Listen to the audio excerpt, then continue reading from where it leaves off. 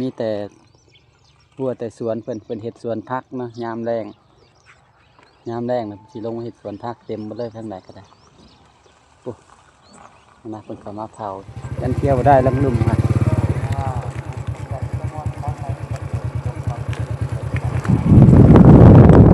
บ่ได้มาโดนนะยันเที่ยวบ่ได้ยันเพิ่นทันได้แปลงหรือเพิ่นให้เที่ยวก็บ่ฮู้ล่ะกลัวไม้โดยกราบสวัสดีและสบายดีเด้อพี่น้องเบิดสุขุสุคนที่เข้ามารับชมมื้อนี้บ่าวเก่งมาอยู่ที่แปลกหูแปลกตาเนี่ยพี่น้องเอ้ยมื้อนี้บ่าวเก่งมาบ้านพี่น้องมาตั้งแต่เช้าๆพุ่นแหละพอดีได้มาจอดเช้าหยุดหนาวก่อนพี่น้องมันหนาวก็เลย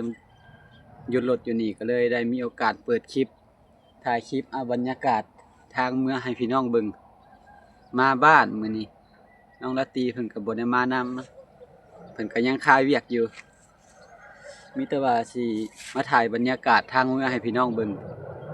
เข้าไปทางนี้ก็สิเป็นบ้านยางค่ำบ้านนาขนายเนาะลัดมาแต่ทางยางก็ไกลเติบแล้วเนาะ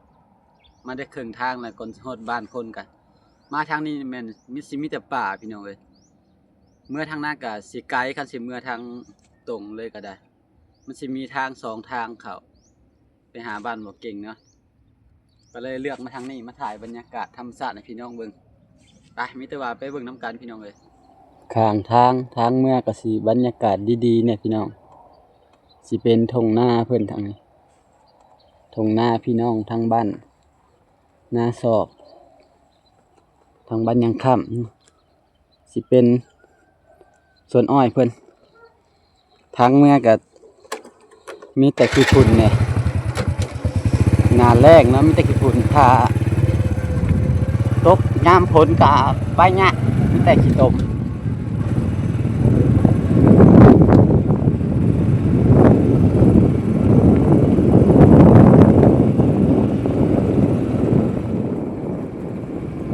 มิดลงไปนี่สิเป็น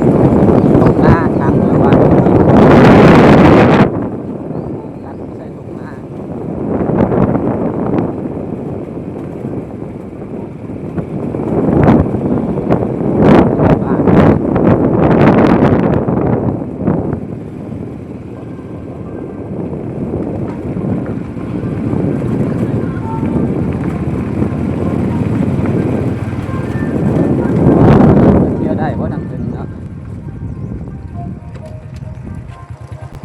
เที่ยวได้ลำลุ่มครับ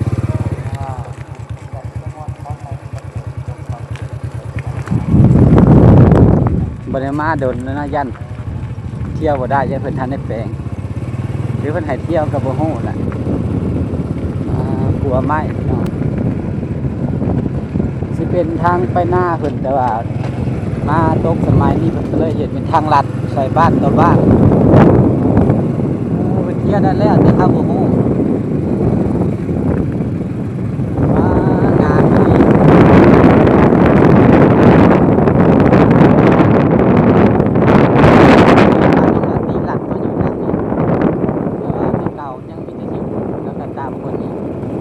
บ้านนี้มันเห็นทางยางมา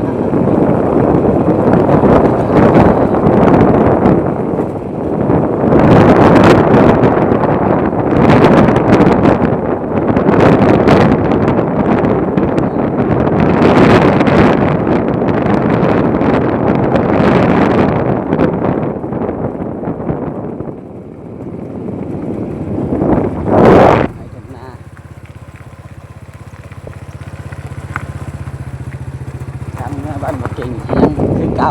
เพราะเป็นทางไห้ทางนาตัดทางลัดใส่บ้านต่อบ้านเลยเราไปส่งเรียน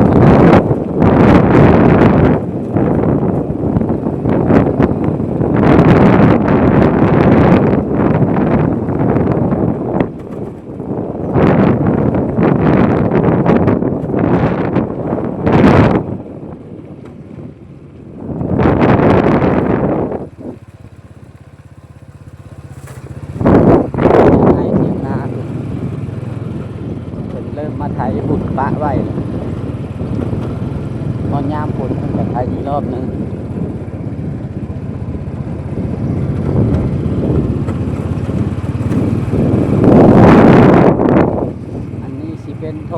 บ้าน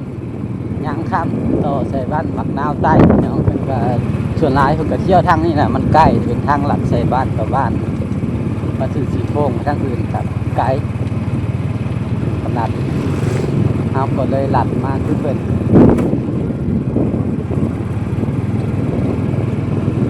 จากทางไปให้ไปหน้ากลายเป็นทางบ้านต่อบ้าน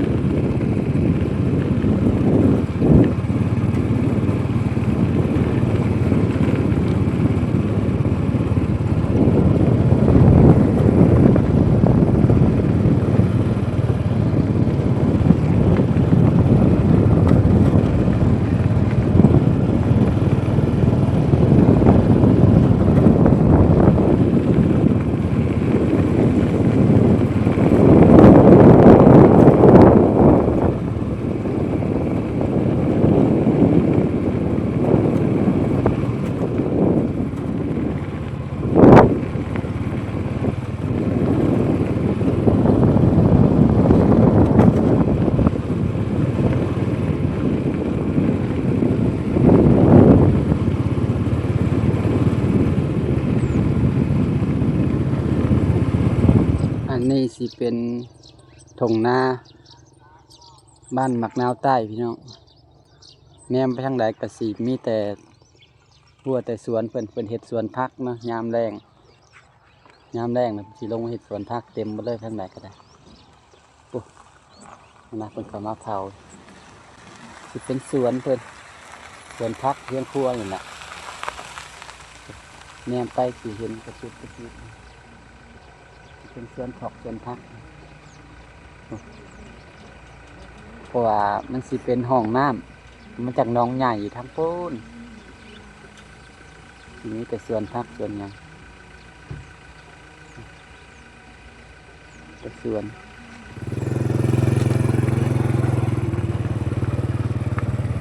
เป็นโฮดผักครัวก็สิเป็นครัวไม้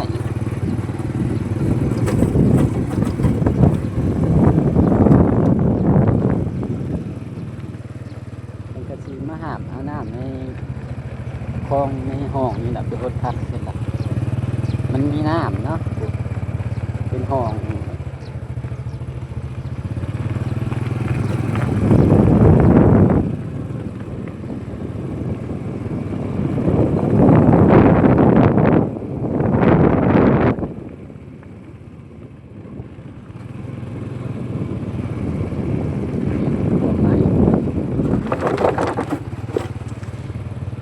ยามเศร้ามาสิเห็นเพิ่นเต็มอยู่ตามสวนนะเป็นสวนไผ่สวนมันพี่น้องแบบพักเป็นปลูกผักครัวนี่แหละผักเรือนครัวนี่แบบธรรมดาปลูกไว้กิน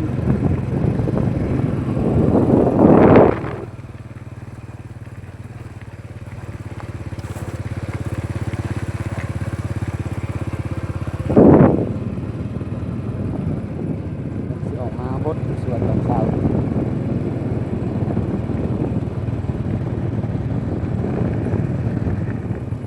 หมอเก่งมอดทางเข้าบ้านแล้วพี่น้องเอ้ยมาพอดีเจอเพิ่นกำลังเฮ็ดทางใหม่นะเพิ่นกำลังเฮ็ดทางเฮ็ดสูงขึ้นกว่าเก่าหลายเท่าเลยเพราะว่ามันเฮ็ดกันน้ำท่วมเลยหายน้ำไหลเข้ามาตรงนา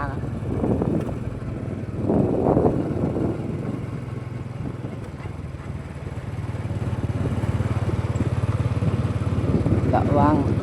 ทางหน้ามีการก่อสร้างเฮ็ดทางใหม่ทั่วเพียง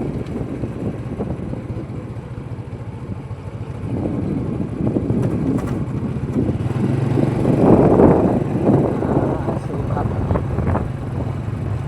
กระเก้าทางเลยอยู่ติดกันหายหน้าพี่น้องตอนนี้เป็นหยกถึงมาถึงแล้ว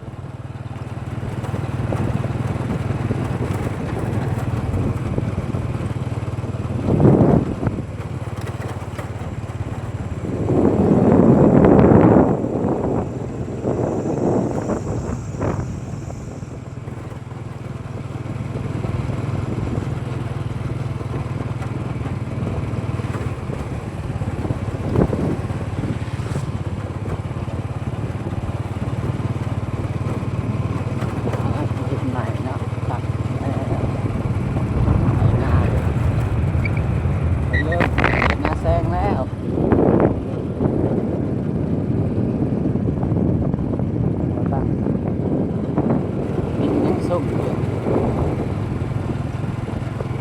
โอ้ทางใหม่น้องบ่ได้มาเดินแล้วก็เปลี่ยนแปลงไป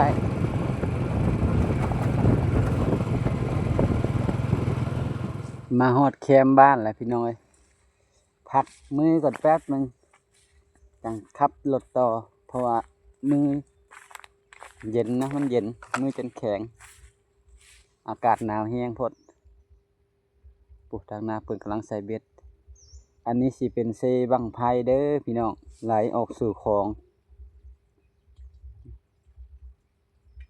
นี่สิเป็นไดสำหรับประทานสูบน้ำกันเห็ดนาแรงเป็นแพน้ำเซยามนี่ก็สีเริ่มเขียวแล้วพี่น้องน้ำบกลง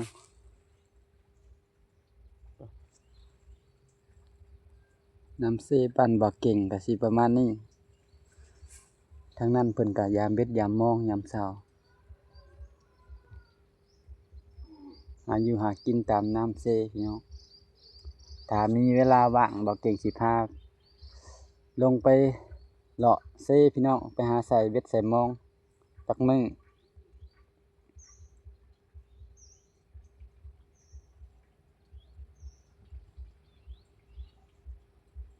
ไป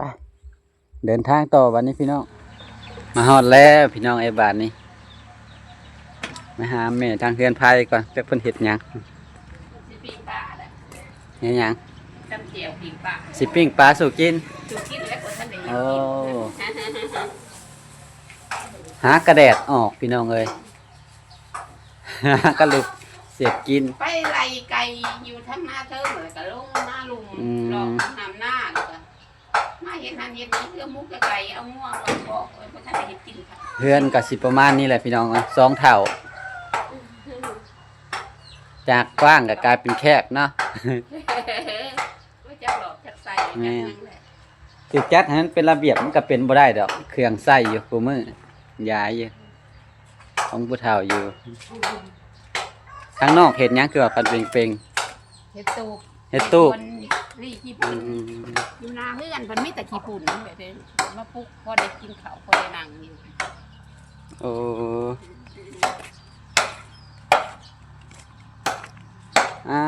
หลานน้อยก็มีผลหลานน้อยมาลินน้ำเฮ็ดหยังเดี๋ยวนี้น่ะลินมาโอ้สบายดีเด้อสบายดีเป็นบ่สบายดีสบายดีสบายดีดูผาสบายดีดูสบายดีป้าลุงดูเป็นอายสบายดีสบายดีเด้อพอเด้อสบายดีเฮ็ดซังนี่น่ะนั่นอะไรเฮ็ดเฮ็ดน้อยตูมน้อยนี่เฮ็ดตูมน้อยพอได้นั่งกินข้าว2 เท่าตื่นมาคำมาบ่อยากไขเฮือนนะจะเอามานั่งก็เป็นแผนนี่ที่ทั้งนี้ปัจจุบันเอาไม้มาได้สิได้คือได้ไม้นี่เสาเด้โอ้ประการเลื่อยให้เลื่อยเสาเลื่อยเสา4 เสาทีนี้เสาหนึ่งก็ได้ต้นเสามาเฮ็ด4 อันนี้มันนั่งไม้น่ะไม้แดงมันตอกเล็กบ่ได้ตอกเล็กบ่ได้เล็กจะบุญไปอยู่น้ำสูงพุ่นป้าเฮาก็ลืมเอาสว่านมาเอามาเฮ็ดหยังสว่านมือซื่อๆมาซี่ให้ละเพราะถือมาก็ถือเมื่อสว่านน้อยๆมาสิมาซี่หลังคาอย่าลืมกินข้าวเลยพากินข้าวแล้วบ่จุ่มเจ้าเลยยังทันกินรุ่น9 โมง 10 โมงพุ่นเด้อปามาเบิ่งตูบพี่น้องสร้างครับกินอันนี้นะสิเป็นตูบบ่าวเก่งเฮ็ดตั้งแต่ยังน้อยอยู่พุ่นยังเฮียนอยู่พุ่นบ่มีสากมีหยังดอกบ่ฮู้ซ้ำว่าสากเป็นจังไดตอกเฮ็ดมั่วไปเลยก็ยังเป็นตูบซ้ำนี่ยังเป็นเตียงซ้ำนี่แต่มันสิเป็นไม้แก่นพี่น้องพุ่นสิเป็นไม้แก่นๆเลยแล้วว่าสิเฮ็ดว่าสิหามออกมาอยู่เฮาบ่มีเวลาสุดท้ายบ่ได้เฮ็ดหามออกมานี่เดี๋ยว6 ขวดเอาไว้ซื้อข้าวเอา เอาอยู่นี่กับตัวเองนี่ลูก อ๋อหาลูกหลานย่อออกมาซอย ที่คนเขากระโปรงทรงเสื้อว่าหันช้ำไง มันหนักเท่าใด มันเบาเนาะ มีแต่ไม้ใหญ่ๆเฮาเอาใส่ดังพื้นแบบสิเป็น เนี่ยจริงเลย สิเป็นแบบไม้แบบเศษอยู่โรงงานเพิ่น ไม่แค้นพวกเฟอร์นิเจอร์นี่ เป็นไม้แค้นไม้หยัง ตอกเล็กแตกไม่แค้นนี่เขาต้อง ต ใช้ อกแตก สว่านบุญก้อน ตอกตะกี้เฮ็ดกะบ่ได้จักหยังซ้ำโตรูปโตโน่นไปนั่นนี่แหละตั้งแต่ยังน้อยพุ่นมาบัดนี้พอสิเอาออกมาเฮ็ดตูบเฮ็ดตูบนี่ก็ทนนะตากฝนนี่ก็บ่ดอกง่ายดอก แดงหนึ่งด้วยนักมันเหมือนปีคือเป็นว่าวไม่แดงไม่ดูทนตัวน้ำตัวใน ข้านก็สิเป็นข้านมอกเก่า มุกเก่า ยังมีน็อตอยู่ตั้งแต่พุ่นปะไว้แต่ตารางเฮือน พักก็เลย97 แต่1997 ได้ลูกเคยเปลี่ยนใหม่ เปลี่ยนออกจากมอกเก่า ไปซื้อมาแต่ปุ๊บไปครับตรงเหล็กของทานมัน มาเก่งก็เอามาเฮ็ดเตียงต่อบาดนี้เปลี่ยนจากออกจากมอกเก่าเฮ็ดแต่ยังน้อยนะบ่จักหยังซ้ำยังได้ซ้ำนี้หนึ่งก็ดีแล้วตอกอยู่มาแต่โรงเรียนตะกี้อยากได้เตียงนั่งว่ะมันก็บิดซ้ายบิดขวาเลยจักหน้อยหนึง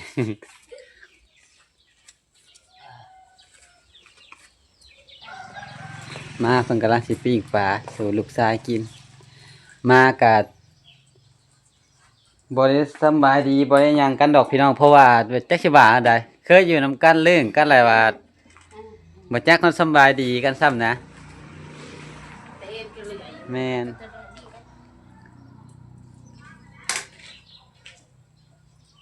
กำลังดังไผยำเผ็ดกินบ้านนอกเฮาก็สิเป็นบัดนี้แหละพี่น้องนี่